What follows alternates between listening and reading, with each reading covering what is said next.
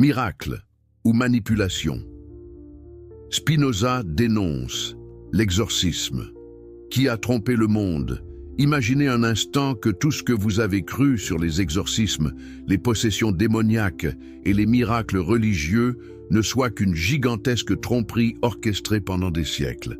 Et si je vous disais qu'un homme, il y a plus de 400 ans, avait déjà percé ce mystère et révélé la vérité derrière ces spectacles qui continuent encore aujourd'hui à fasciner et terrifier des millions de personnes à travers le monde. Avant de plonger dans cette révélation explosive, si vous appréciez les histoires inspirantes qui changent notre vision du monde, n'oubliez pas de vous abonner à la chaîne pour ne manquer aucun moment de ces découvertes fascinantes. D'ailleurs, dites-moi dans les commentaires de quel pays vous nous regardez et à quelle heure vous découvrez cette vidéo. Et si vous êtes sur votre téléphone, un petit clic sur « J'aime » nous aiderait énormément à faire découvrir ce contenu à encore plus de personnes qui cherchent la vérité. Mais qui était donc cet homme visionnaire capable de démanteler l'une des plus grandes supercheries de l'histoire humaine? Son nom est Baruch Spinoza. Et son histoire va vous glacer le sang tout en ouvrant votre esprit à des vérités que les autorités religieuses ont tenté de cacher pendant des siècles. Êtes-vous prêt à découvrir comment un seul homme a réussi à exposer la manipulation psychologique la plus sophistiquée jamais conçue par l'humanité? Préparez-vous, car ce que vous allez apprendre va complètement transformer votre compréhension de la réalité. Le philosophe qui défia Dieu.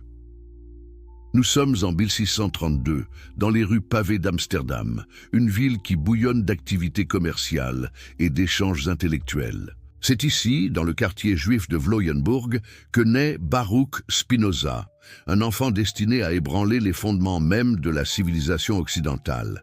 Mais comment un simple fils de marchand portugais pouvait-il prévoir qu'il allait un jour révéler la plus grande supercherie religieuse de tous les temps? La famille Spinoza avait fui l'Inquisition portugaise, ces tribunaux terrifiants qui torturaient et brûlaient quiconque osait questionner les dogmes catholiques. Ironie du sort, le petit Baruch grandissait dans une communauté qui, elle aussi, allait bientôt le rejeter pour ses questions trop audacieuses. N'est-ce pas fascinant de constater que les victimes de l'intolérance peuvent parfois devenir elles-mêmes intolérantes? Dès son plus jeune âge, Baruch montre une intelligence exceptionnelle. Il maîtrise l'hébreu, le latin, le portugais, l'espagnol et le néerlandais. Imaginez un enfant de 10 ans capable de lire les textes sacrés dans leur langue originale et de déjà y déceler des incohérences que des adultes n'osent même pas questionner. Que se passait-il dans l'esprit de ce jeune prodige pour qu'il développe une telle capacité d'analyse critique? À 15 ans, Spinoza étudie dans la prestigieuse Yeshiva Etz Haïm, où il excelle dans l'étude du Talmud et de la Torah. Mais au lieu d'accepter aveuglément les enseignements traditionnels, il commence à poser des questions dérangeantes. Pourquoi Dieu permettrait-il la souffrance s'il est tout-puissant et bienveillant? Comment peut-on prouver l'existence des miracles? Ces questions, apparemment innocentes, contenaient déjà les germes de la révolution philosophique qui allait suivre. Ses professeurs remarquent rapidement que Baruch ne se contente pas d'apprendre par cœur. Il analyse, critique, compare. Un jour, il ose même suggérer que certains passages de la Torah pourraient avoir été écrits par des hommes différents à des époques différentes. Imaginez le scandale dans une communauté où chaque mot de la Torah était considéré comme directement dicté par Dieu à Moïse. Comment un adolescent pouvait-il avoir le courage de remettre en question des certitudes vieilles de milliers d'années? Mais c'est en découvrant les philosophes chrétiens comme Descartes que Spinoza va vraiment forger sa pensée révolutionnaire. Descartes avait établi que tout pouvait être mis en doute, sauf le fait que nous pensons. Spinoza va pousser cette logique encore plus loin. Si tout peut être mis en doute, pourquoi les miracles et les exorcismes échapperaient-ils à cette règle? À 20 ans, Spinoza développe déjà une vision du monde qui va faire trembler les fondements religieux de son époque. Pour lui, l'univers entier fonctionne selon des lois naturelles immuables. Mais alors, que deviennent les miracles? Que Que deviennent les interventions divines? Et surtout, que deviennent les possessions démoniaques et les exorcismes qui font la fortune de tant d'églises? Sa théorie est révolutionnaire. Si Dieu a créé des lois naturelles parfaites, pourquoi les violerait-il avec des miracles? Ne serait-ce pas admettre que sa création initiale était imparfaite? Cette logique implacable va le mener à une conclusion explosive. Les prétendus miracles ne sont que des phénomènes naturels, mal compris, exploités par des charlatans religieux pour maintenir leur pouvoir sur les masses ignorantes. Mais comment un jeune homme de 20 ans pouvait-il avoir une telle lucidité sur des mécanismes de manipulation que des générations d'intellectuels avaient accepté sans broncher? La réponse réside peut-être dans sa position unique d'outsider. Fils d'immigrants, membre d'une minorité religieuse, il avait développé un regard critique sur toutes les formes d'autorité. À 20 ans, Spinoza développe déjà une vision du monde qui va faire trembler les fondements religieux de son époque. Pour lui, l'univers entier fonctionne selon des lois naturelles immuables. Mais alors, que deviennent les miracles? Que deviennent les interventions divines? Et surtout, que deviennent les possessions démoniaques et les exorcismes qui font la fortune de tant d'églises? Sa théorie est révolutionnaire. Si Dieu a créé des lois naturelles parfaites, pourquoi les violerait-il avec des miracles? Ne serait-ce pas admettre que sa création initiale était imparfaite? Cette logique implacable va le mener à une conclusion explosive. Les prétendus miracles ne sont que des phénomènes naturels, mal compris, exploités par des charlatans religieux pour maintenir leur pouvoir sur les masses ignorantes. Mais comment un jeune homme de 20 ans pouvait-il avoir une telle lucidité sur des mécanismes de manipulation que des générations d'intellectuels avaient accepté sans broncher? La réponse réside peut-être dans sa position unique d'outsider. Fils d'immigrants, membre d'une minorité religieuse, il avait développé un regard critique sur toutes les formes d'autorité. En 1556, l'inévitable se produit. Les dirigeants de la synagogue d'Amsterdam, effrayés par les idées de plus en plus audacieuses du jeune Spinoza, décident de le faire taire définitivement.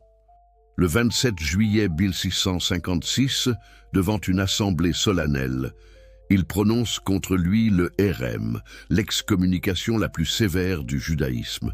Les mots de cette condamnation résonnent encore aujourd'hui comme un témoignage de l'intolérance face à la vérité. Maudit soit-il le jour, maudit soit-il la nuit, maudit soit-il quand il se couche, et maudit soit-il quand il se lève. Imaginez la scène. Un jeune homme de 23 ans, seul face à toute sa communauté, condamné à l'isolement total. Ses amis n'ont plus le droit de lui parler, sa famille doit le renier, aucun juif ne peut faire commerce avec lui. Mais au lieu de se soumettre, Spinoza choisit la liberté. N'est-ce pas là le trait d'un véritable héros de la pensée? Cette excommunication, loin de le briser, va le libérer. Désormais affranchi de toute contrainte religieuse, il peut développer librement sa philosophie révolutionnaire. Il adopte même le prénom latin Benedictus, comme pour marquer sa renaissance intellectuelle. Mais que se passe-t-il dans l'esprit d'un homme qui vient de perdre tout son monde social pour défendre ses idées? C'est à partir de ce moment que Spinoza va vraiment commencer son travail de démolition des superstitions religieuses. Il s'installe d'abord à Rijnsburg, près de Leyde, puis à Voorburg et enfin à La Haye. Dans la solitude de son exil, il va forger les armes intellectuelles qui vont pulvériser les fondements de la manipulation religieuse. Sa méthode est d'une rigueur mathématique. Il applique à la philosophie et à la religion la même logique géométrique qu'Euclide appliquait aux figures. Chaque affirmation doit être démontrée, chaque croyance doit être justifiée par la raison. Et quand il applique cette méthode aux exorcismes et aux prétendus miracles, que découvre-t-il? Il découvre un système de manipulation d'une sophistication diabolique. Les autorités religieuses ont créé un cycle parfait. D'abord, elles instillent la peur des démons et de la possession dans l'esprit des fidèles. Ensuite, elles présentent des cas de possession, qui ne sont en réalité que des troubles psychologiques ou des mises en scène. Enfin, elles proposent leur service d'exorcisme comme unique solution. Génial, n'est-ce pas? Mais Spinoza ne se contente pas de dénoncer. Il explique. Il montre comment l'ignorance des lois naturelles permet à ces manipulations de prospérer. Une crise d'épilepsie devient une possession démoniaque. Un trouble psychologique devient une invasion satanique. L'hystérie collective devient une épidémie de possession. Tout s'explique rationnellement, sans avoir besoin de recourir au surnaturel. Sa philosophie va plus loin encore. Pour Spinoza, Dieu et la nature ne font qu'un. Cette idée, exprimée dans sa formule célèbre « Deus sive natura », Dieu ou la nature, révolutionne complètement la compréhension du divin. Si Dieu est la nature elle-même, alors il ne peut pas violer ses propres lois avec des miracles. Les prétendus exorcismes ne sont donc que du théâtre, des spectacles destinés à impressionner les esprits faibles. Mais comment un homme seul pouvait-il avoir le courage de s'attaquer à un système si puissant? Spinoza savait que ces idées étaient dangereuses. Il savait qu'elles remettaient en question non seulement les dogmes religieux, mais tout le système de pouvoir qui en découlait. Pourtant, il a persisté, guidé par une conviction profonde. La vérité doit triompher, quoi qu'il en coûte. L'anatomie du médo religieux. Avez-vous déjà observé comment naît la peur dans l'esprit humain? Spinoza, avec sa perspicacité légendaire, avait identifié le mécanisme exact par lequel les superstitions s'enracinent dans nos cerveaux et deviennent des certitudes inébranlables. Ce qu'il découvrit était si révolutionnaire que cela explique non seulement les exorcismes de son époque, mais aussi toutes les manipulations psychologiques modernes. Pour comprendre le génie de Spinoza, transportons-nous dans l'Europe du XVIIe siècle. Imaginez un monde sans électricité, où la nuit tombe comme un rideau noir sur des populations largement illettrées. Dans ce contexte, chaque phénomène inexpliqué devient terrifiant. Un orage violent, c'est la colère divine. Une épidémie, c'est une punition céleste. Un comportement étrange chez un individu, c'est forcément une possession démoniaque. Mais pourquoi l'humanité a-t-elle développé cette tendance à tout expliqué par le surnaturel? Spinoza avait une réponse d'une simplicité géniale, la peur de l'inconnu. Quand l'esprit humain ne comprend pas un phénomène, il préfère inventer une explication fantastique plutôt que d'accepter son ignorance. Et les autorités religieuses, avec une intelligence machiavélique, ont transformé cette faiblesse psychologique en leur plus grande force. Pensez-y un instant. Combien d'entre nous, aujourd'hui encore, attribuons nos malheurs à des forces mystérieuses? Combien parlent de malédiction quand une série de problèmes surviennent? Cette tendance que Spinoza avait identifiée il y a 4 siècles continue de nous habiter. N'est-ce pas fascinant de constater que notre cerveau moderne fonctionne encore avec des réflexes vieux de millénaires? Mais Spinoza ne s'est pas contenté d'identifier le problème. Il a disséqué le processus de fabrication de la superstition avec la précision d'un anatomiste. D'abord, l'ignorance crée l'anxiété. Ensuite, l'anxiété cherche des explications. Puis, les explications surnaturelles apportent un semblant de compréhension. Enfin, cette fausse compréhension crée une dépendance envers ceux qui prétendent maîtriser le surnaturel. Prenons l'exemple concret d'un exorcisme au temps de Spinoza. Une jeune femme commence à avoir des comportements étranges. Elle parle seule, refuse de manger, a des convulsions. Dans notre monde moderne, nous reconnaîtrions immédiatement les symptômes d'un trouble psychologique. Mais au XVIIe siècle, que se passait-il? D'abord, la famille, terrifiée et ignorante, cherche une explication. Le curé du village, formé à voir des démons partout, confirme leur pire crainte, c'est une possession. Imaginez l'effet de cet diagnostic sur la psyché de la jeune femme. Elle qui ne comprenait pas ce qui lui arrivait, se voit maintenant étiquetée comme habitée par Satan. Comment son cerveau fragile peut-il réagir face à une telle violence psychologique? Spinoza avait compris que cette étiquette de possédé créait un phénomène d'autosuggestion terrifiant. La jeune femme, convaincue d'être habitée par le diable, commence inconsciemment à jouer le rôle qu'on attend d'elle. Ses symptômes s'aggravent, ses comportements deviennent plus spectaculaires. Elle entre dans ce que nous appellerions aujourd'hui un état dissociatif. Mais le plus pervers dans ce système, c'est que chaque aggravation des symptômes confirme le diagnostic initial. Plus la possédée agit étrangement, plus l'entourage est convaincu de la présence démoniaque. C'est un cercle vicieux parfait, une spirale descendante qui ne peut que s'aggraver. Comment une société entière pouvait-elle être aveugle à cette évidence? La réponse de Spinoza était d'une lucidité glaçante, parce que tout le monde y trouvait son compte.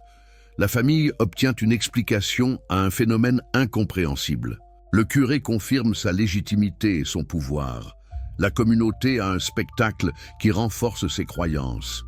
Et la possédée, elle obtient enfin l'attention et l'intérêt que son mal-être psychologique n'arrivait pas à générer.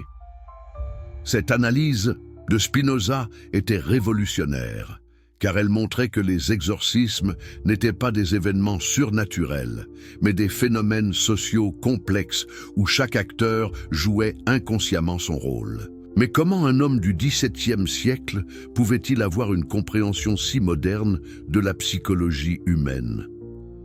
La clé réside dans sa méthode d'observation. Contrairement à ses contemporains qui cherchaient des explications dans les textes anciens ou les révélations divines, Spinoza observait directement la réalité humaine. Il étudiait les comportements, analysait les motivations, décortiquait les mécanismes mentaux. En somme, il faisait de la psychologie avant que cette science n'existe officiellement.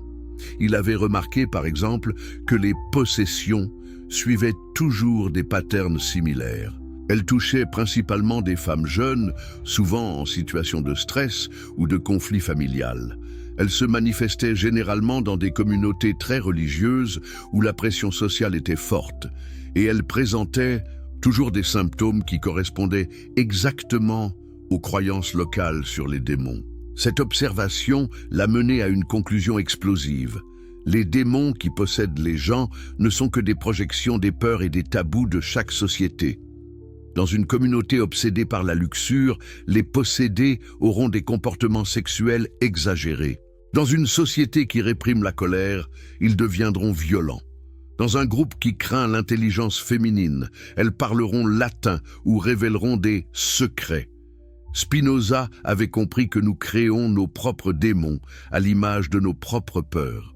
Les exorcismes ne font donc qu'extérioriser et dramatiser des conflits psychologiques internes. Ils transforment des problèmes personnels en spectacles publics, offrant une catharsis collective qui renforce paradoxalement les mécanismes de peur qui les ont créés. Mais sa perspicacité allait encore plus loin. Il avait identifié le rôle crucial de ce qu'il appelait l'imagination dans la formation des superstitions.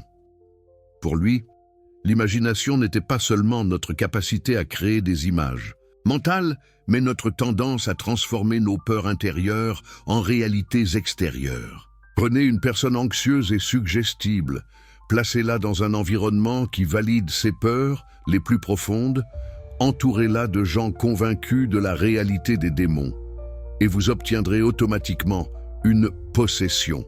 L'imagination de cette personne va créer des symptômes réels, des comportements authentiques, des phénomènes observables. Mais ces phénomènes auront des causes purement naturelles, même s'ils paraissent surnaturels aux observateurs ignorants.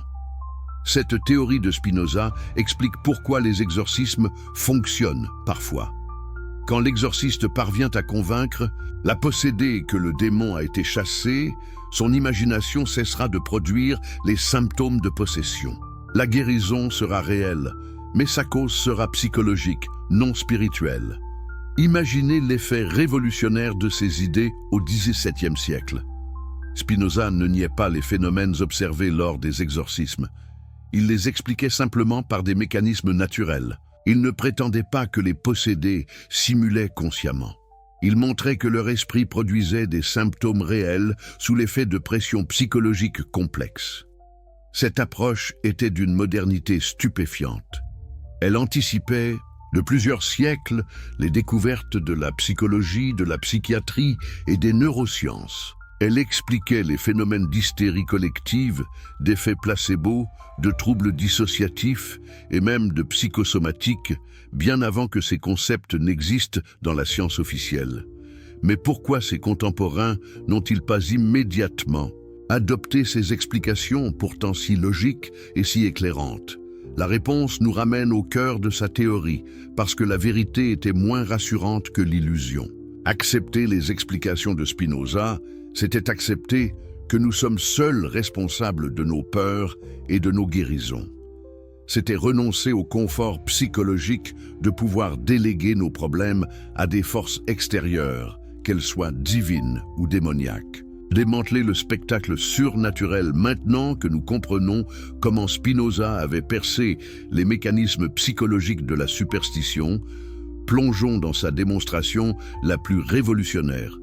Comment il a littéralement démonté, et pièce par pièce, le spectacle soigneusement orchestré des exorcismes. Sa méthode était d'une rigueur scientifique qui anticipait de 3 siècles les protocoles modernes d'investigation. Avez-vous déjà assisté à un tour de magie en connaissant le truc? Cette expérience fascinante où l'illusion s'évanouit pour révéler la réalité des mécanismes cachés? C'est exactement ce que Spinoza a fait avec les exorcismes. Il a révélé la machinerie secrète qui créait l'illusion du surnaturel. Sa première observation concernait les signes de possession que les exorcistes utilisaient comme preuves irréfutables de la présence démoniaque. Parlons d'abord de la force surhumaine que développaient prétendument les possédés. Spinoza avait remarqué que cette force se manifestait toujours dans des circonstances très particulières, devant un public nombreux, dans un état d'extrême agitation émotionnelle et généralement contre des objets religieux ou des personnes spécifiques. Mais comment expliquer rationnellement qu'une frêle jeune fille puisse soudain repousser plusieurs hommes adultes? Spinoza avait la réponse: l'adrénaline.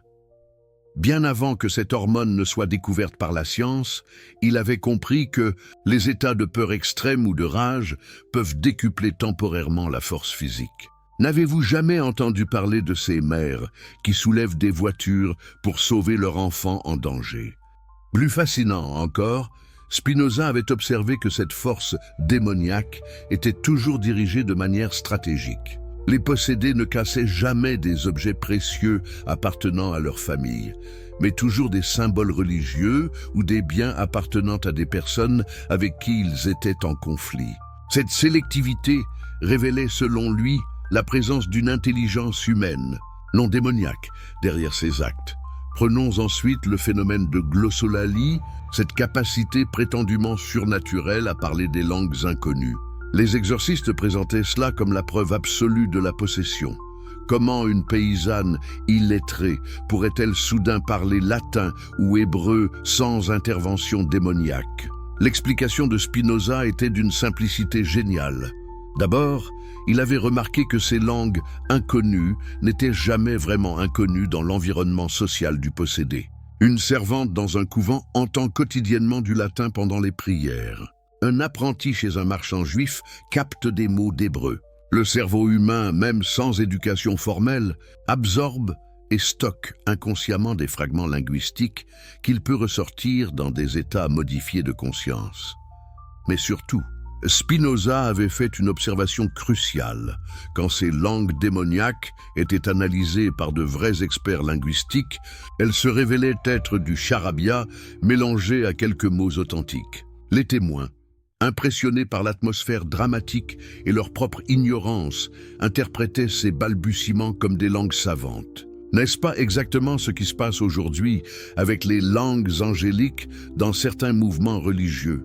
Le philosophe avait également décortiqué le phénomène des révélations surnaturelles. Les possédés révélaient prétendument des secrets cachés, des événements passés inconnus ou des prophéties futures. Comment expliquer ces connaissances apparemment impossibles? Spinoza avait identifié plusieurs mécanismes naturels. D'abord, l'hypervigilance. Dans des états de stress extrême, le cerveau devient hypersensible aux détails habituellement ignorés. Une expression fugace, un regard échangé, une hésitation dans la voix. Tous ces micro-signaux révèlent des informations que le possédé peut ensuite présenter comme des révélations surnaturelles. Combien de médiums modernes utilisent exactement la même technique? Ensuite, la recherche active d'informations. Et Spinoza avait observé que les possédés étaient généralement des personnes socialement marginalisées, mais très observatrices. Servantes, filles célibataires, veuves sans ressources. Ces personnes, invisibles socialement, avaient accès à de nombreux secrets familiaux qu'elles pouvaient révéler de manière dramatique pendant leur possession. Mais le plus pervers, selon Spinoza, c'était l'interprétation rétroactive des prophéties. Quand un possédé annonçait un événement futur, deux scénarios étaient possibles. Soit l'événement se produisait par coïncidence, confirmant la prophétie, soit il ne se produisait pas, et les témoins oubliaient commodément cette prédiction ratée. Ce biais de confirmation systématique créait l'illusion d'une précision prophétique surnaturelle. Spinoza s'était également penché sur les phénomènes physiques spectaculaires qui accompagnaient. Les exorcismes, lévitation, objets qui bougent seuls, température qui chute brutalement. Sa méthode d'investigation était révolutionnaire pour l'époque. Il cherchait toujours d'abord une explication naturelle, avant d'envisager une cause surnaturelle. Pour la lévitation, il avait observé que ce phénomène se produisait toujours dans l'obscurité ou dans des conditions de visibilité réduite, avec des témoins déjà convaincus de la réalité de la possession. Dans ces conditions, une personne habile peut créer l'illusion de s'élever du sol en s'appuyant discrètement sur des supports cachés ou en utilisant la complicité inconsciente des spectateurs qui voient ce qu'ils s'attendent à voir. Les objets qui bougent tout seuls révélaient, selon lui, des mécanismes encore plus subtils. Parfois, c'était de la prestidigitation pure, des complices cachés, des fils invisibles, des mécanismes préparés à l'avance. Mais parfois, c'était le résultat de phénomènes psychologiques collectifs. Dans l'excitation générale, les témoins attribuaient à la possession des mouvements qu'ils avaient eux-mêmes causés sans s'en rendre compte. Cette analyse minutieuse des preuves surnaturelles menait Spinoza à une conclusion révolutionnaire. Tous ces phénomènes avaient des explications naturelles. Mais ces explications nécessitaient une observation rigoureuse et une analyse critique que très peu de ses contemporains étaient capables de mener. Pourquoi cette incapacité collective à voir la vérité? Spinoza identifiait plusieurs facteurs. D'abord, l'éducation insuffisante qui ne donnait pas aux gens les outils intellectuels nécessaires pour analyser rationnellement les phénomènes complexes. Ensuite, la pression sociale qui punissait sévèrement ceux qui osaient remettre en question les croyances dominantes. Enfin, l'intérêt économique et politique des élites religieuses à maintenir ces superstitions.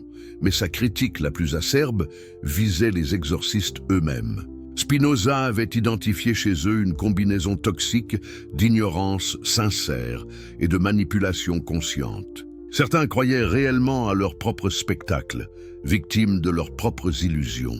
D'autres savaient parfaitement qu'ils manipulaient les foules, mais justifiaient leurs mensonges par des motifs prétendument supérieurs. Cette dualité expliquait selon lui pourquoi les exorcismes étaient si convaincants. Il mélangeait la sincérité de la foi aveugle avec l'efficacité de la manipulation calculée.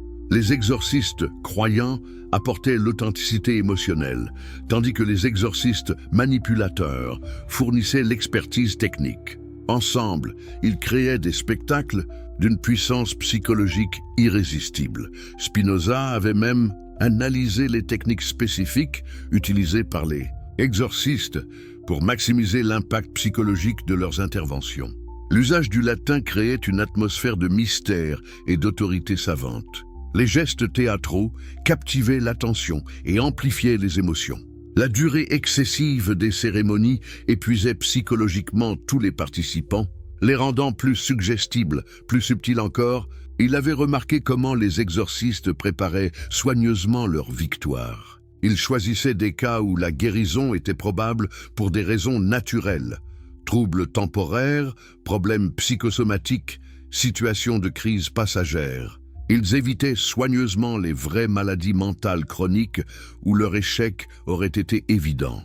Cette préparation minutieuse garantissait un taux de succès suffisant pour maintenir leur réputation, tout en leur permettant d'attribuer leurs échecs occasionnels à la résistance démoniaque ou à l'insuffisance de foi des témoins. Un système parfait pour maintenir l'illusion de l'efficacité surnaturelle. En démontant ainsi méticuleusement la machinerie des exorcismes, Spinoza ne se contentait pas de dénoncer une supercherie particulière. Il révélait les mécanismes universels par lesquels l'ignorance et la peur peuvent être transformés en instruments de pouvoir et de profit. Une leçon d'une actualité brûlante, ne trouvez-vous pas? Si vous cherchez des récits qui bouleversent votre vision du monde et révèlent des vérités cachées depuis des siècles, abonnez-vous dès maintenant pour ne manquer aucune de ces révélations extraordinaires. D'ailleurs, dites-nous dans les commentaires de quel pays vous nous suivez et à quelle heure vous découvrez cette histoire fascinante qui va changer votre perception de la réalité. Et si vous regardez sur mobile, un petit like nous aiderait énormément à partager ces découvertes avec encore plus de personnes assoiffées de vérité. Préparez-vous maintenant à découvrir l'une des analyses les plus choquantes de Spinoza. Comment il a révélé que l'industrie de l'exorcisme était en réalité un empire économique bâti sur l'exploitation de la terreur humaine. Le business lucratif de la terreur sacrée-cuque. Est-ce qui pourrait être plus profitable que de vendre la solution à un problème que vous avez vous-même créé? Spinoza avait identifié dans les exorcismes l'un des modèles économiques les plus pervers de l'histoire humaine. Créer artificiellement la demande pour un service en terrorisant d'abord les clients potentiels. Cette découverte allait révéler l'une des manipulations les plus sophistiquées jamais conçues par l'esprit humain. Transportons-nous dans l'Europe du XVIIe siècle pour comprendre l'ampleur de cette machine à profit. À cette époque, l'Église catholique traverse une crise existentielle majeure. La réforme protestante a fissuré son monopole spirituel. Les découvertes scientifiques remettent en question ses enseignements et les États nationaux contestent son pouvoir politique. Dans ce contexte de déclin, les exorcismes représentent une opportunité en or pour reconquérir l'influence perdue. Imaginez la stratégie diabolique mise en place. D'abord, on sème la terreur en multipliant les prêches sur la présence démoniaque. Chaque sermon devient une séance de conditionnement psychologique où l'on explique aux fidèles que Satan rôde partout, prêt à s'emparer des âmes faibles. Chaque comportement inhabituel devient suspect, chaque maladie mentale devient une possible possession. La paranoïa collective atteint des niveaux jamais vus. Mais comment mesurer l'impact économique de cette terreur organisée? Spinoza avait observé que les régions les plus touchées par les possessions étaient étrangement celles où l'Église avait le plus besoin de réaffirmer son autorité.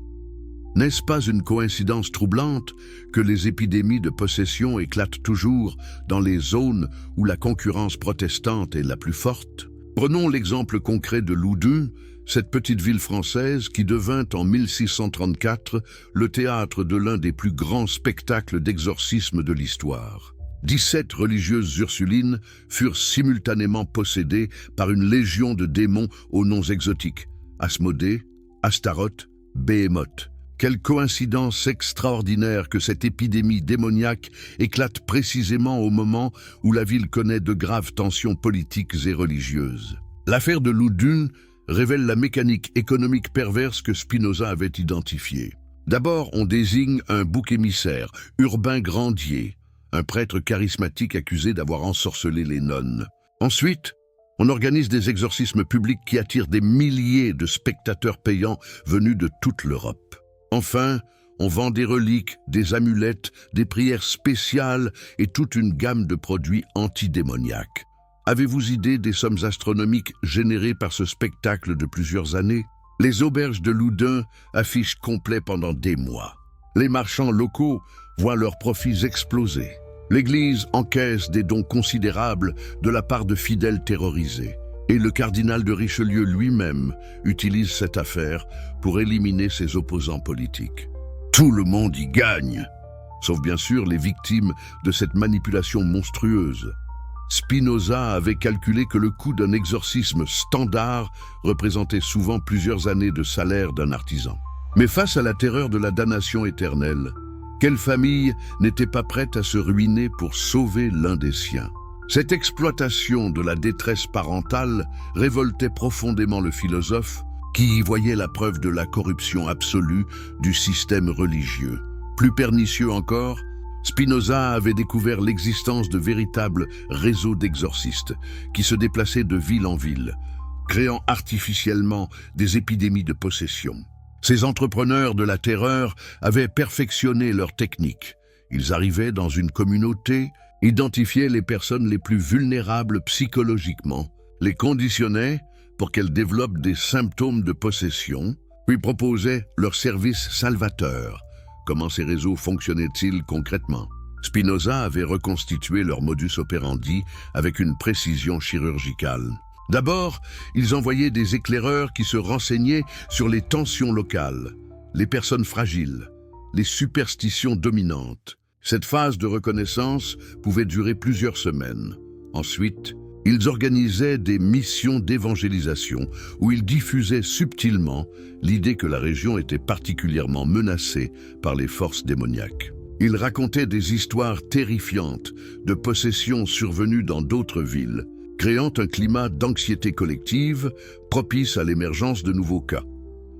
La troisième phase était la plus sophistiquée, l'identification et la préparation des futures victimes. Les exorcistes repéraient les personnes en détresse psychologique, souvent des femmes jeunes en conflit avec leur famille ou leur communauté, et commençaient discrètement à leur suggérer qu'elles montraient des signes de possession. Cette manipulation psychologique subtile pouvait transformer une simple dépression en véritable crise dissociative. Une fois les possédés identifiés et conditionnés, commençait le grand spectacle. Les exorcismes publics attiraient des foules considérables, générant des profits énormes, non seulement pour les exorcistes, mais pour toute l'économie locale. Hôteliers, restaurateurs, marchands d'objets religieux, tous bénéficiaient de cette manne financière tombée du ciel. Spinoza avait même identifié l'existence de tarifs selon la gravité de la possession. Une simple influence démoniaque coûtait moins cher qu'une possession complète. Les cas de possession multiples, plusieurs démons dans le même corps, justifiaient des honoraires encore plus élevés. Cette marchandisation du surnaturel révélait, selon lui, la vraie nature de toute cette industrie. Mais le plus révoltant pour Spinoza était la garantie offerte par certains exorcistes. Si la possession revenait, il promettait un second exorcisme gratuit. Cette clause, apparemment généreuse, était en réalité un piège diabolique. Elle poussait les familles à signaler immédiatement tout comportement inhabituel chez leurs proches guéris, créant un cycle de dépendance permanent. Cette dépendance était soigneusement entretenue par un système de suivi spirituel. Après un exorcisme, la victime était placée sous surveillance constante. Chaque écart de comportement, chaque manifestation d'émotion était interprétée comme un signe de rechute potentielle. Cette surveillance psychologique permanente maintenait un état d'anxiété constant. Favorable aux récidives, Spinoza avait également découvert l'existence de véritables écoles d'exorcisme où l'on formait les futurs praticiens. Ces institutions clandestines enseignaient non seulement la théologie, mais surtout la psychologie pratique, l'art de la suggestion et les techniques théâtrales. N'est-ce pas fascinant que ces hommes de Dieu aient besoin d'apprendre des techniques de manipulation pour accomplir leurs prétendus miracles? Le curriculum de ces écoles secrètes était d'une sophistication surprenante. On y enseignait l'anatomie pour mieux comprendre les convulsions, la pharmacologie pour connaître les effets des drogues hallucinogènes, la linguistique pour créer des langues démoniaques, convaincantes, et même la prestidigitation pour produire des effets spéciaux spectaculaires. Plus troublante encore, Spinoza avait mis au jour l'existence de manuels secrets détaillant les meilleures pratiques en matière d'exorcisme. Ces guides contenaient des descriptions précises des symptômes à suggérer aux victimes, des scripts de dialogues avec les démons, et même des conseils marketing pour maximiser l'impact psychologique des séances.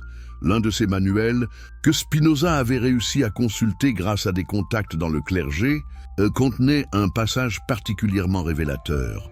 Il convient de prolonger suffisamment les séances pour épuiser la résistance psychologique du sujet, mais pas au point de compromettre sa santé physique, ce qui nuirait à notre réputation.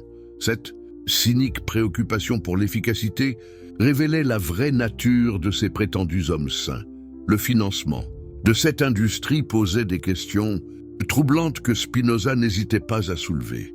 D'où venaient les sommes considérables nécessaires pour maintenir ces réseaux d'exorcistes itinérants? Comment expliquer que certains spécialistes puissent se permettre de voyager avec des équipements sophistiqués et des suites nombreuses? Ces investigations révélèrent l'existence de véritables sponsors de l'exorcisme, nobles en quête de légitimité religieuse, marchands désireux de s'attirer les bonnes grâces de l'Église, et même souverains utilisant ces spectacles pour détourner l'attention de leurs sujets, des problèmes politiques et économiques. Cette instrumentalisation du religieux à des fins politiques révoltait profondément Spinoza.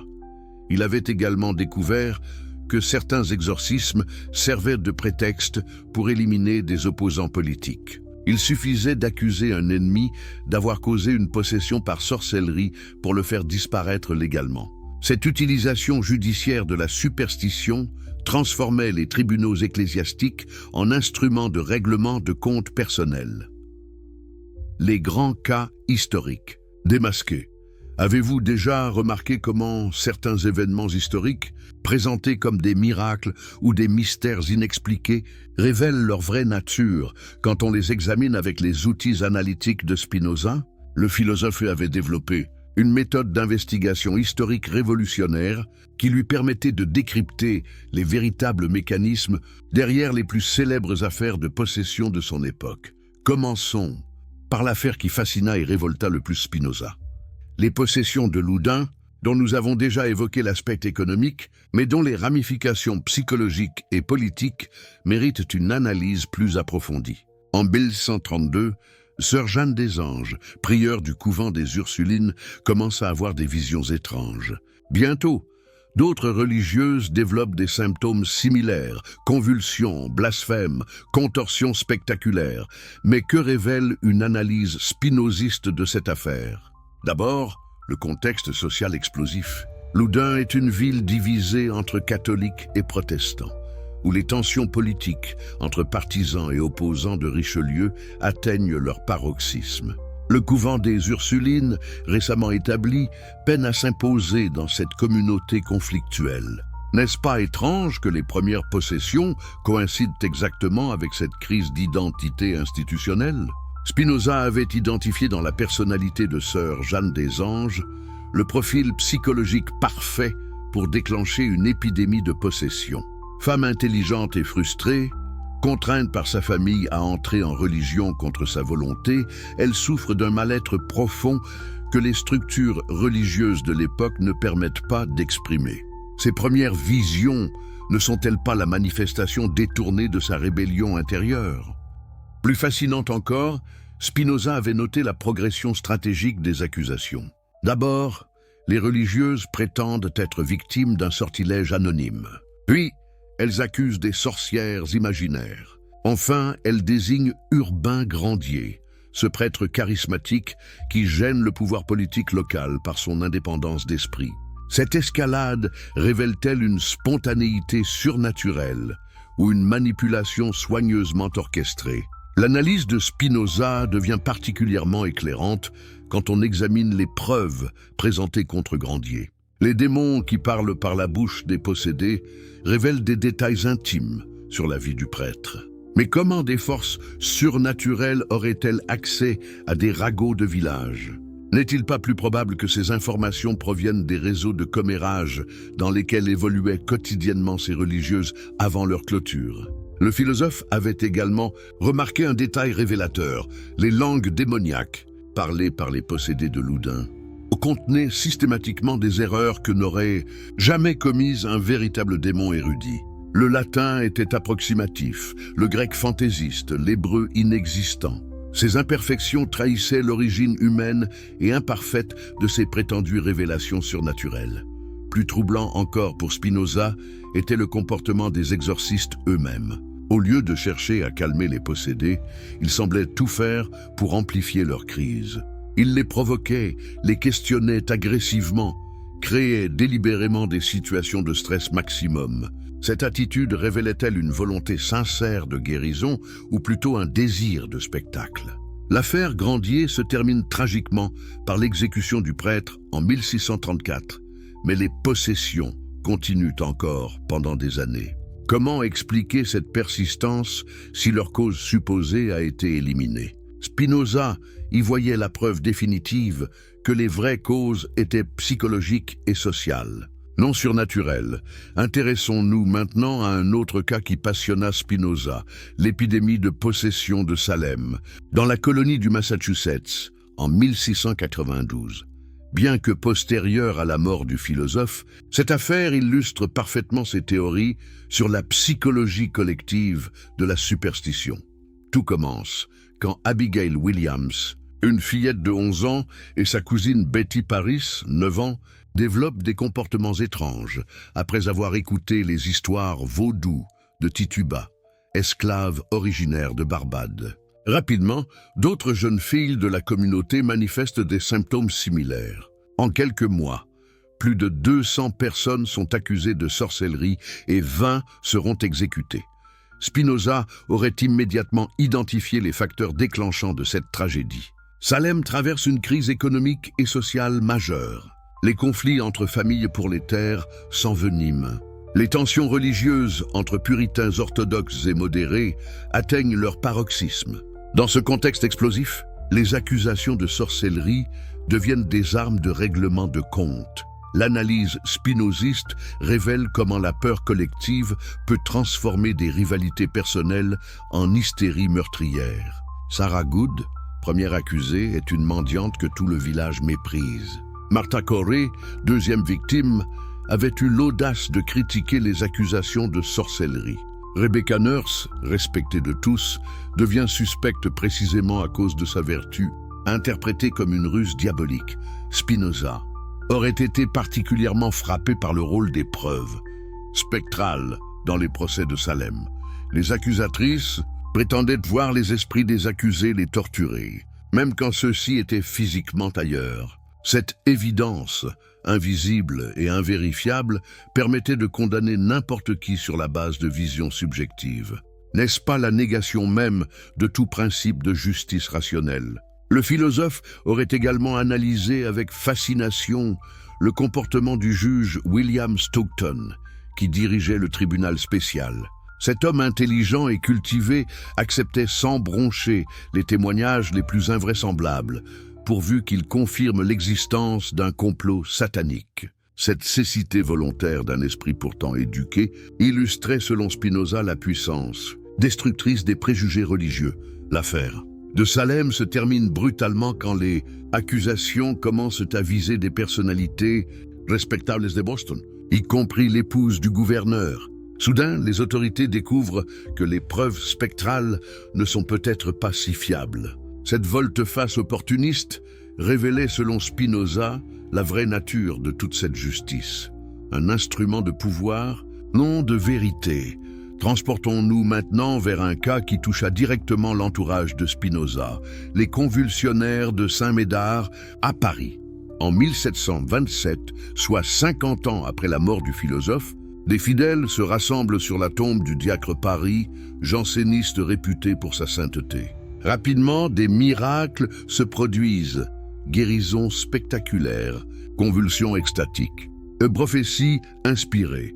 Cette affaire aurait passionné Spinoza car elle révélait comment des convictions religieuses sincères pouvaient générer des phénomènes apparemment surnaturels. Les convulsionnaires n'étaient pas des charlatans conscients, mais des croyants authentiques convaincus de vivre des expériences divines. Comment expliquer rationnellement ces manifestations sans nier leur réalité phénoménologique? La méthode spinoziste révèle les mécanismes psychosomatiques à l'œuvre. Les pèlerins arrivent sur la tombe, dans un état de ferveur religieuse intense, après des heures de prières et de jeûnes. Cette préparation psychophysiologique crée des conditions favorables au phénomène dissociatif. L'attente collective d'un miracle amplifie suggestivement tout symptôme inhabituel. Plus fascinant encore, Spinoza aurait analysé la dimension politique de cette affaire. Le jansénisme, mouvement rigoriste condamné par Rome, utilise ces miracles pour légitimer sa doctrine face à l'orthodoxie catholique. Les convulsions deviennent des arguments théologiques, les guérisons des preuves de la vérité janséniste. N'est-ce pas révélateur que Dieu choisisse précisément de manifester sa puissance pour soutenir une cause controversée? L'intervention brutale des autorités qui font fermer le cimetière et interdire les rassemblements provoque un effet paradoxal. Loin de faire cesser les phénomènes, elle les amplifie. Les convulsionnaires, convaincus d'être persécutés pour leur foi, développent des symptômes encore plus spectaculaires. Cette radicalisation confirme l'analyse spinoziste. La répression renforce les convictions au lieu de les ébranler. Spinoza aurait également été frappé par l'évolution progressive des manifestations. Au début, il s'agit de simples convulsions et de guérisons. Progressivement, les phénomènes deviennent plus spectaculaires, résistance au feu, insensibilité au coup, jeûne prolongé. Cette escalade révèle-t-elle une intervention divine croissante ou plutôt une surenchère psychologique collective? Le philosophe aurait particulièrement analysé le rôle des grands convulsionnaires, ces personnages charismatiques qui orchestrent les séances. Frère Augustin, sœur Rose, l'abbé Bécheran, tous développent des techniques sophistiquées pour induire et contrôler les transes collectives. Leurs méthodes, présentées comme des inspirations divines, révèlent en réalité une maîtrise empirique de la psychologie des foules. L'affaire des convulsionnaires illustre parfaitement la théorie spinoziste selon laquelle la sincérité subjective n'exclut pas l'erreur objective.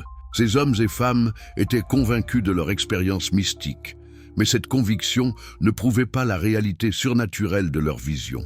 Au contraire, elle révélait la capacité de l'esprit humain à transformer ses propres productions psychologiques en certitudes métaphysiques. La vraie nature humaine. Révélée, mais que reste-t-il de l'humanité quand on retire toutes ces illusions surnaturelles? Quelle est cette nature humaine authentique que Spinoza révèle une fois dissipées les fumées de la superstition? C'est peut-être ici que réside la partie la plus révolutionnaire et la plus moderne de sa pensée. Loin de déshumaniser l'homme en lui retirant ses croyances magiques, il révèle une humanité plus riche, plus complexe et plus digne que toutes les mythologies religieuses. Pour Spinoza, comprendre la vraie nature humaine commence par abandonner l'idée que nous sommes des créatures exceptionnelles dans l'univers.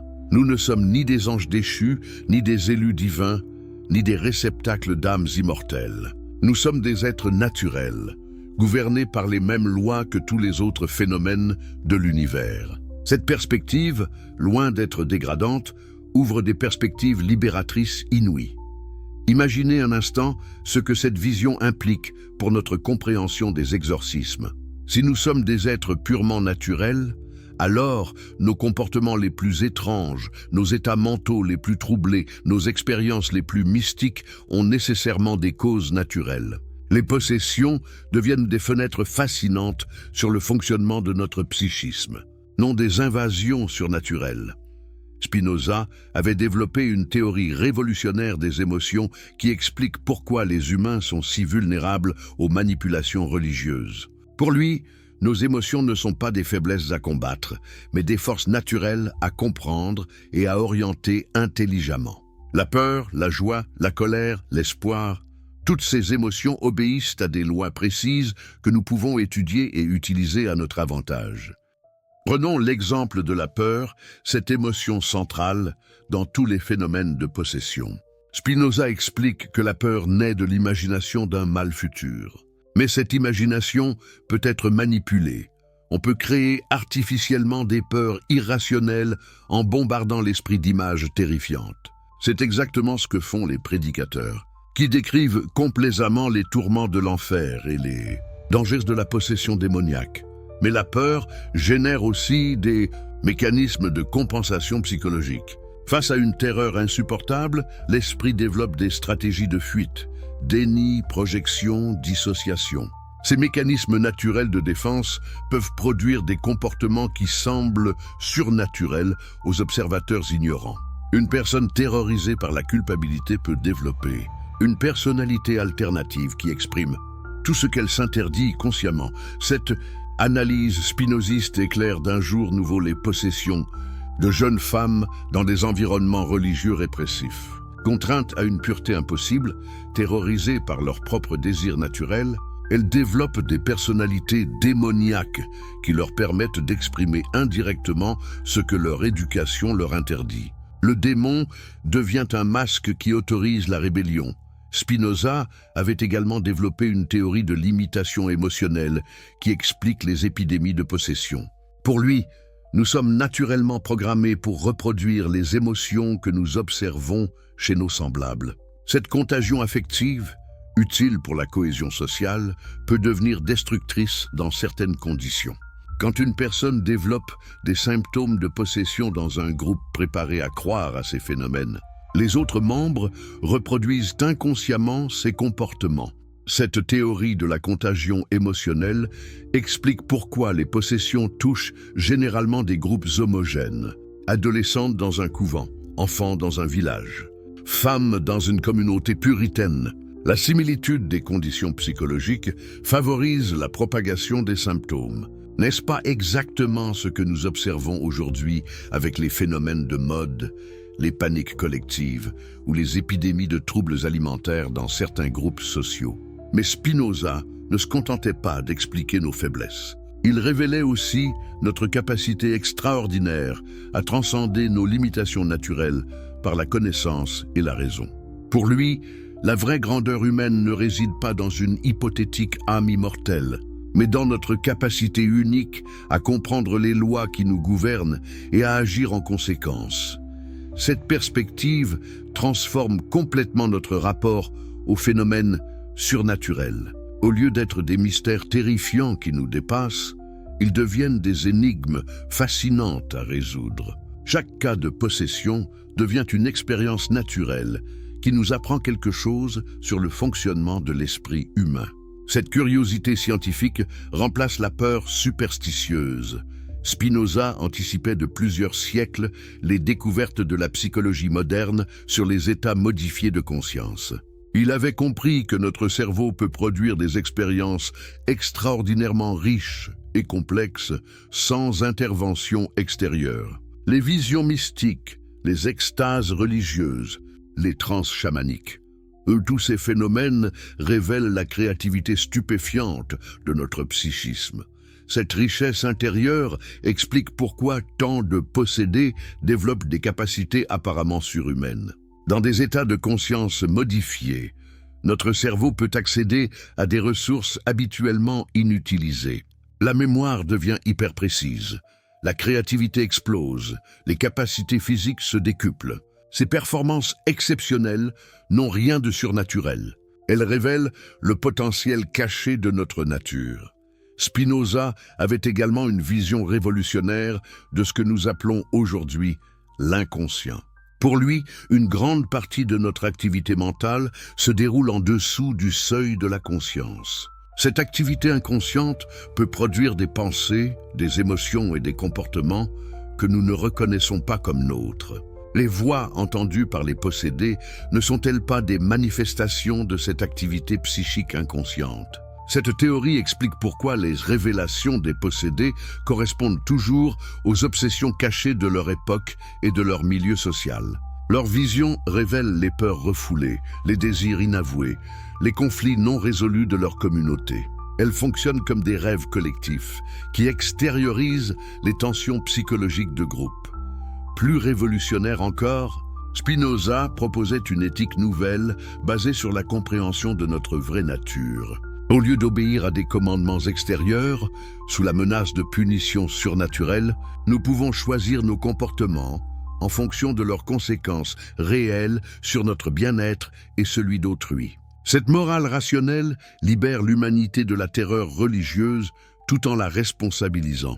Cette responsabilisation transforme notre rapport aux possédés et aux exorcismes. Au lieu de voir des victimes d'influences surnaturelles nécessitant des interventions magiques, nous voyons des êtres humains en souffrance psychologique nécessitant compassion, compréhension et soins rationnels. Cette perspective humaniste révolutionne complètement l'approche thérapeutique.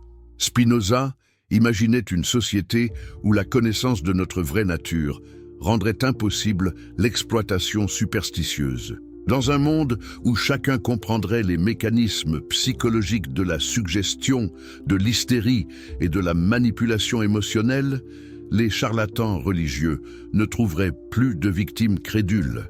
Cette éducation rationnelle constituerait la meilleure protection contre toutes les formes d'obscurantisme. Mais cette société éclairée ne serait pas froide et désenchantée. Au contraire, en révélant la richesse extraordinaire de notre nature réelle, elle ouvrirait des perspectives de bonheur et d'accomplissement bien supérieures à toutes les promesses religieuses. Pourquoi se contenter d'hypothétiques récompenses posthumes quand nous pouvons créer dès maintenant une vie riche de sens et de joie? Cette vision spinoziste de l'humanité réconcilie science et spiritualité, raison et émotion, individu et société. Elle ne nie pas nos aspirations transcendantes, mais les enracine dans notre nature réelle plutôt que dans des fantasmes surnaturels. Elle nous révèle comme des êtres extraordinaires, non pas malgré notre humanité, mais précisément à cause d'elle. N'est-ce pas là une révolution plus profonde que tous les miracles prétendus des exorcistes? Découvrir que nous sommes naturellement capables de créer du sens, de la beauté, de la joie et de l'amour sans intervention divine. Voilà le véritable miracle de l'existence humaine selon Spinoza. Vous êtes passionné par les récits qui bouleversent, qui invitent à réfléchir et à voir le monde autrement? Avant de poursuivre, pensez à vous abonner pour ne rater aucune révélation, aucun débat, aucune histoire qui secoue les certitudes établies. Dites-nous en commentaire depuis quel pays vous suivez cette vidéo. Et il est quelle heure chez vous maintenant? Et si vous êtes sur téléphone, mettez un like. Cela aide vraiment à ce que la vérité touche plus de gens qui, comme vous, refusent de vivre dans l'illusion. Avez-vous déjà réalisé à quel point les idées d'un seul philosophe isolé à Amsterdam pouvaient influencer plusieurs siècles après lui? Jusque dans les sciences de l'esprit les plus modernes? Qui aurait pu prédire qu'un homme banni de sa communauté deviendrait un phare pour la psychologie, la philosophie politique et les droits humains? À une époque où la moindre remise en cause du dogme religieux pouvait conduire à la mort. Comment expliquer que les manuscrits, minutieusement rédigés dans la solitude, parfois sous la menace, finiraient par ébranler les fondements du pouvoir? N'est-il pas fascinant de penser que Spinoza, dénoncé comme hérétique, est aujourd'hui reconnu comme un précurseur par les plus grands noms de la psychanalyse et des neurosciences? Comment un penseur marginalisé, presque anonyme de son vivant, a-t-il pu tracer des pistes suivies par Freud, Jung, puis par les adeptes des sciences cognitives du XXIe siècle? Est-ce un hasard si ceux qui étudient les arcanes de la psyché humaine retrouvent chez Spinoza les intuitions sur l'unité du corps et de l'esprit, sur la force de l'imagination et sur la contagion émotionnelle? Regardez comment la critique radicale de la superstition par Spinoza a lentement irrigué les courants philosophiques du XVIIIe et XIXe siècle. Voltaire, Diderot, Condorcet, tous saluaient une libération de l'humanité par l'exercice de la raison, de la tolérance et du doute méthodologique. Mais avez-vous conscience que, derrière la bataille contre le fanatisme et le miracle, c'est une révolution politique silencieuse qui prenait racine? N'est-ce pas Spinoza qui a ouvert la voie à la sécularisation, à la naissance de l'espace public où la religion n'est plus instrument de domination, mais affaire privée de la conscience? Comment expliquer le paradoxe? Celui qui défend la nature contre l'arbitraire des miracles s'affirme non comme ennemi du divin, mais comme son serviteur le plus authentique, celui qui refuse d'avilir Dieu en l'abaissant à des interventions capricieuses et théâtrales. Ceux qui décortiquent les miracles comme de simples jeux d'apparence ne respectent-ils pas, au fond, la grandeur des lois universelles, plus que ceux qui attendent docilement que le surnaturel vienne corriger la nature.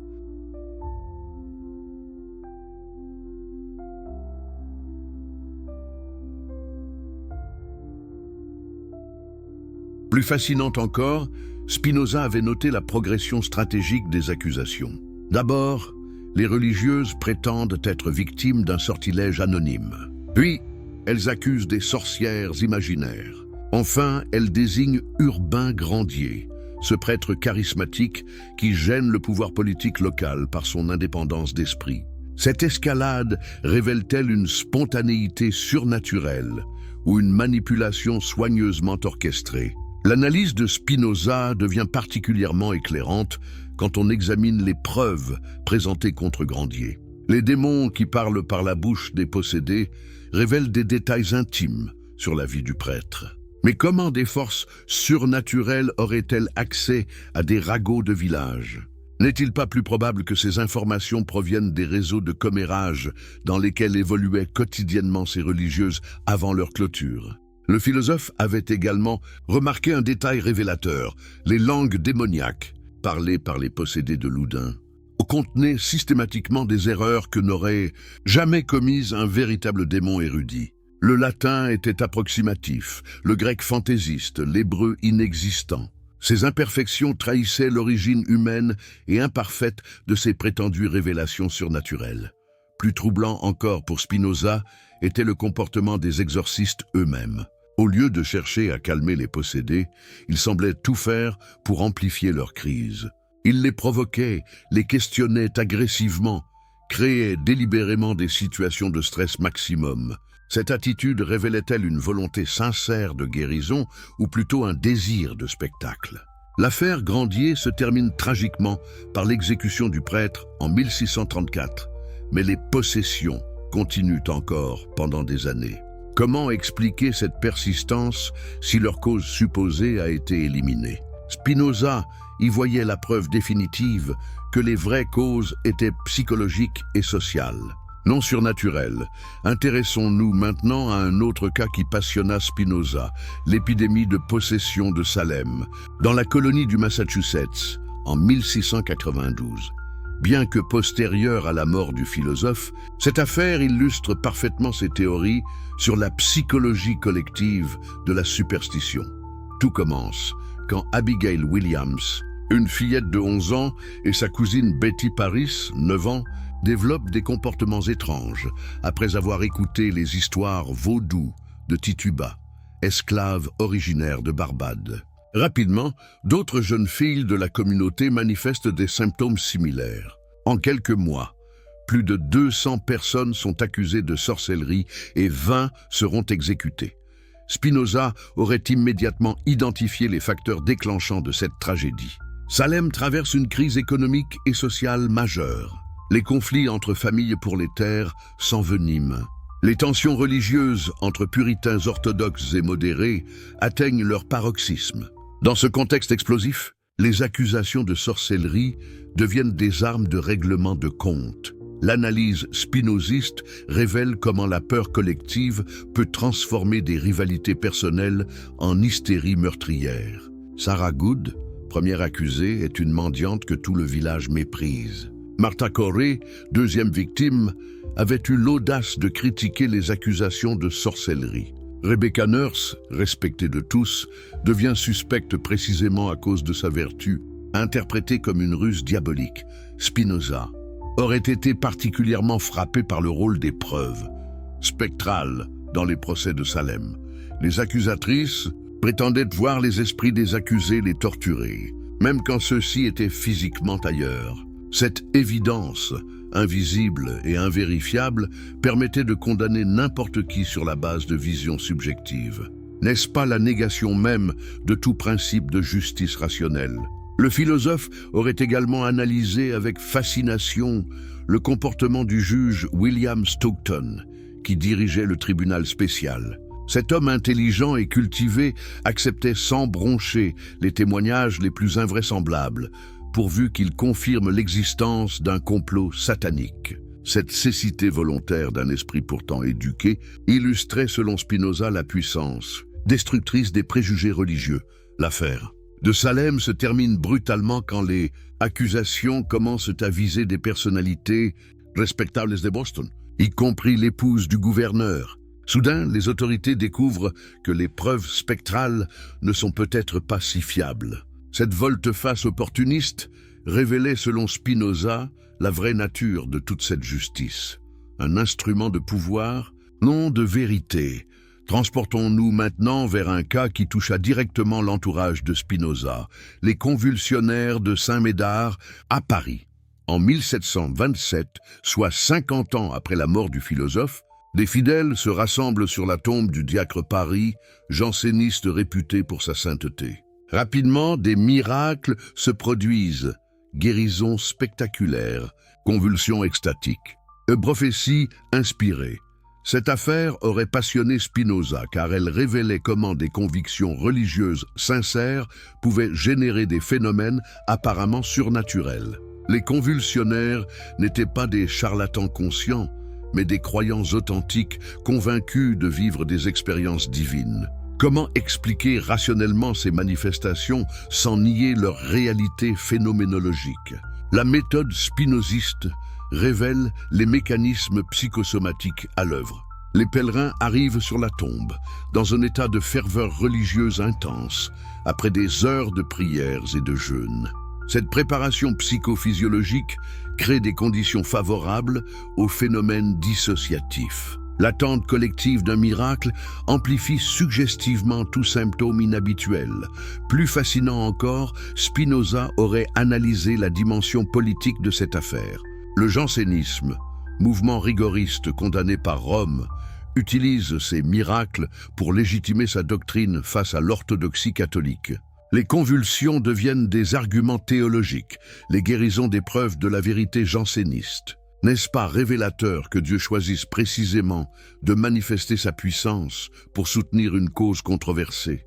L'intervention brutale des autorités qui font fermer le cimetière et interdire les rassemblements provoque un effet paradoxal. Loin de faire cesser les phénomènes, elle les amplifie. Les convulsionnaires, convaincus d'être persécutés pour leur foi, développent des symptômes encore plus spectaculaires. Cette radicalisation confirme l'analyse spinoziste. La répression renforce les convictions au lieu de les ébranler.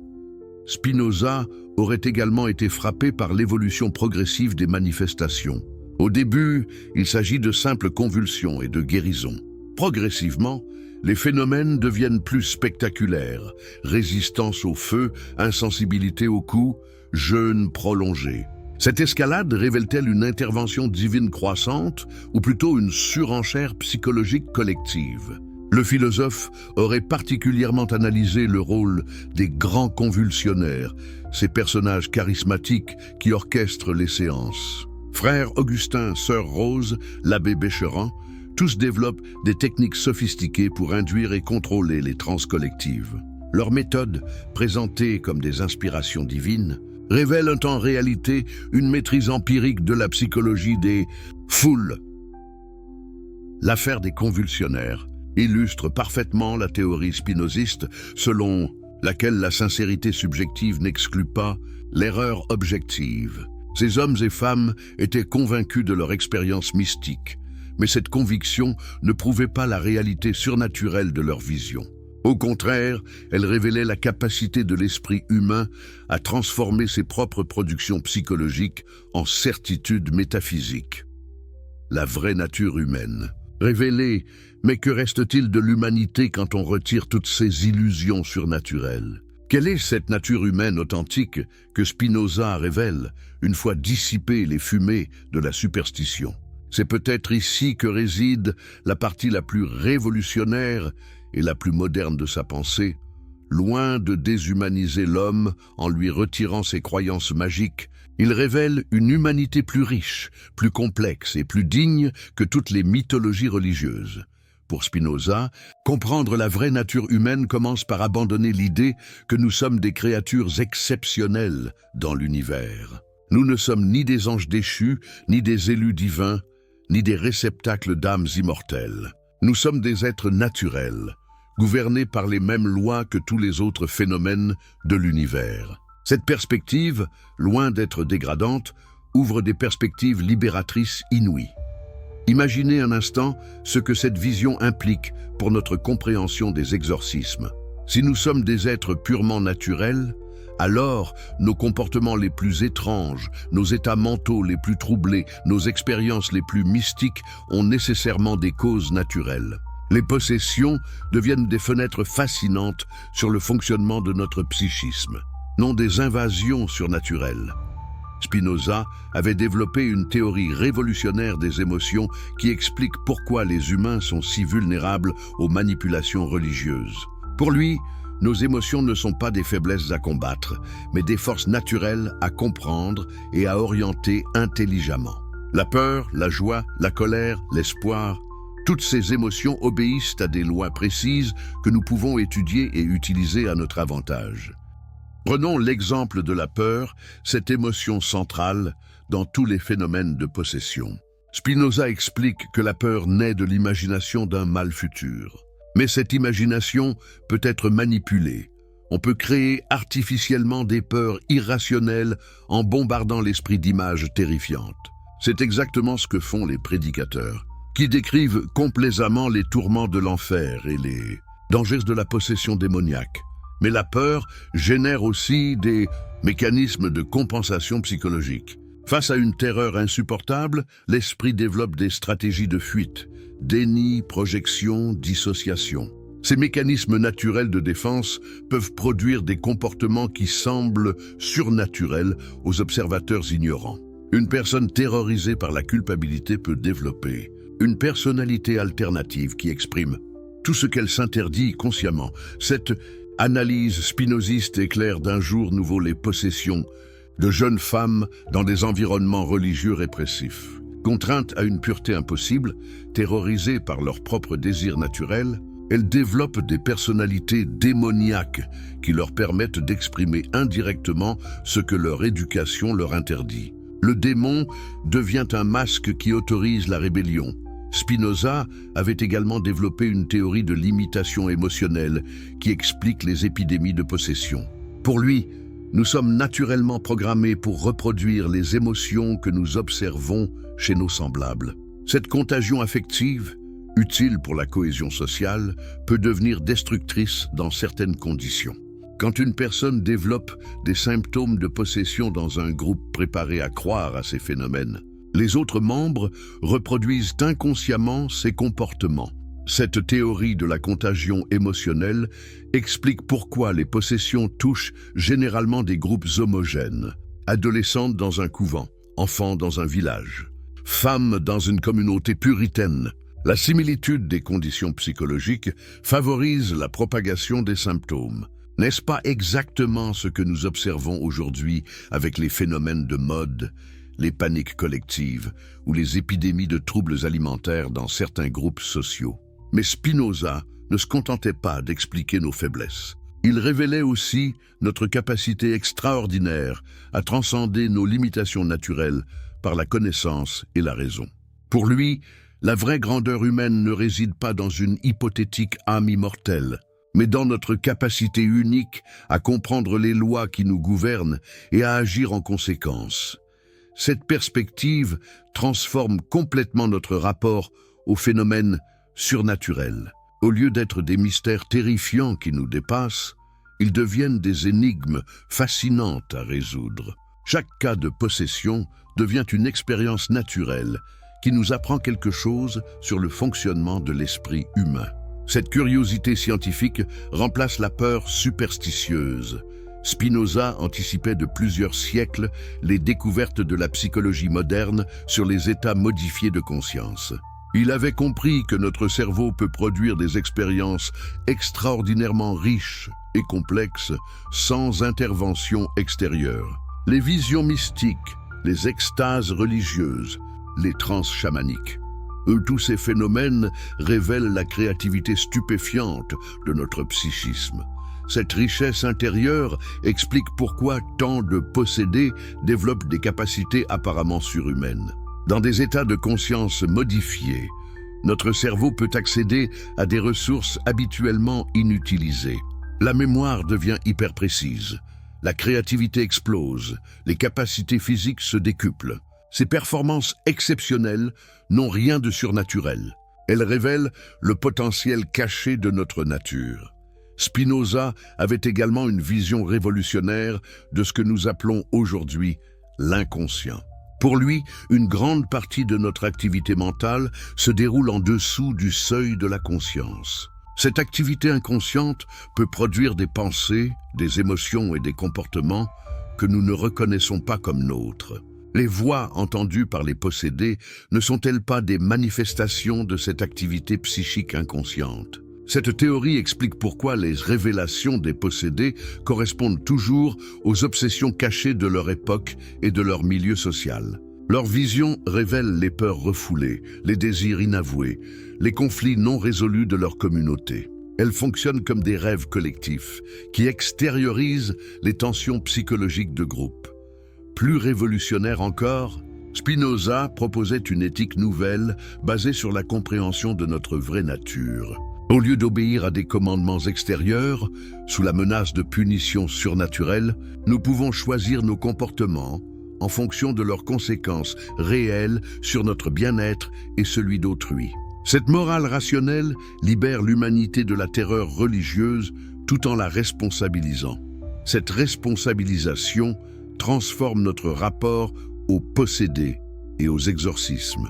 Au lieu de voir des victimes d'influences surnaturelles nécessitant des interventions magiques, nous voyons des êtres humains en souffrance psychologique nécessitant compassion, compréhension et soins rationnels. Cette perspective humaniste révolutionne complètement l'approche thérapeutique. Spinoza imaginait une société où la connaissance de notre vraie nature rendrait impossible l'exploitation superstitieuse. Dans un monde où chacun comprendrait les mécanismes psychologiques de la suggestion, de l'hystérie et de la manipulation émotionnelle, les charlatans religieux ne trouveraient plus de victimes crédules. Cette éducation rationnelle constituerait la meilleure protection contre toutes les formes d'obscurantisme. Mais cette société éclairée ne serait pas froide et désenchantée. Au contraire, en révélant la richesse extraordinaire de notre nature réelle, elle ouvrirait des perspectives de bonheur et d'accomplissement bien supérieures à toutes les promesses religieuses. Pourquoi se contenter d'hypothétiques récompenses posthumes quand nous pouvons créer dès maintenant une vie riche de sens et de joie? Cette vision spinoziste de l'humanité réconcilie science et spiritualité, raison et émotion, individu et société. Elle ne nie pas nos aspirations transcendantes, mais les enracine dans notre nature réelle plutôt que dans des fantasmes surnaturels. Elle nous révèle comme des êtres extraordinaires, non pas malgré notre humanité, mais précisément à cause d'elle. N'est-ce pas là une révolution plus profonde que tous les miracles prétendus des exorcistes? Découvrir que nous sommes naturellement capables de créer du sens, de la beauté, de la joie et de l'amour sans intervention divine. Voilà le véritable miracle de l'existence humaine selon Spinoza. Vous êtes passionné par les récits qui bouleversent, qui invitent à réfléchir et à voir le monde autrement? Avant de poursuivre, pensez à vous abonner pour ne rater aucune révélation, aucun débat, aucune histoire qui secoue les certitudes établies. Dites-nous en commentaire depuis quel pays vous suivez cette vidéo. Et il est quelle heure chez vous maintenant? Et si vous êtes sur téléphone, mettez un like. Cela aide vraiment à ce que la vérité touche plus de gens qui, comme vous, refusent de vivre dans l'illusion. Avez-vous déjà réalisé à quel point les idées d'un seul philosophe isolé à Amsterdam pouvaient influencer plusieurs siècles après lui? Jusque dans les sciences de l'esprit les plus modernes? Qui aurait pu prédire qu'un homme banni de sa communauté deviendrait un phare pour la psychologie, la philosophie politique et les droits humains? À une époque où la moindre remise en cause du dogme religieux pouvait conduire à la mort. Comment expliquer que les manuscrits, minutieusement rédigés dans la solitude, parfois sous la menace, finiraient par ébranler les fondements du pouvoir? N'est-il pas fascinant de penser que Spinoza, dénoncé comme hérétique, est aujourd'hui reconnu comme un précurseur par les plus grands noms de la psychanalyse et des neurosciences? Comment un penseur marginalisé, presque anonyme de son vivant, a-t-il pu tracer des pistes suivies par Freud, Jung, puis par les adeptes des sciences cognitives du XXIe siècle? Est-ce un hasard si ceux qui étudient les arcanes de la psyché humaine retrouvent chez Spinoza les intuitions sur l'unité du corps et de l'esprit, sur la force de l'imagination et sur la contagion émotionnelle? Regardez comment la critique radicale de la superstition par Spinoza a lentement irrigué les courants philosophiques du XVIIIe et XIXe siècle. Voltaire, Diderot, Condorcet, tous saluaient une libération de l'humanité par l'exercice de la raison, de la tolérance et du doute méthodologique. Mais avez-vous conscience que, derrière la bataille contre le fanatisme et le miracle, c'est une révolution politique silencieuse qui prenait racine? N'est-ce pas Spinoza qui a ouvert la voie à la sécularisation, à la naissance de l'espace public où la religion n'est plus instrument de domination, mais affaire privée de la conscience? Comment expliquer le paradoxe? Celui qui défend la nature contre l'arbitraire des miracles s'affirme non comme ennemi du divin, mais comme son serviteur le plus authentique, celui qui refuse d'avilir Dieu en l'abaissant à des interventions capricieuses et théâtrales. Ceux qui décortiquent les miracles comme de simples jeux d'apparence ne respectent-ils pas, au fond, la grandeur des lois universelles, plus que ceux qui attendent docilement que le surnaturel vienne corriger la nature?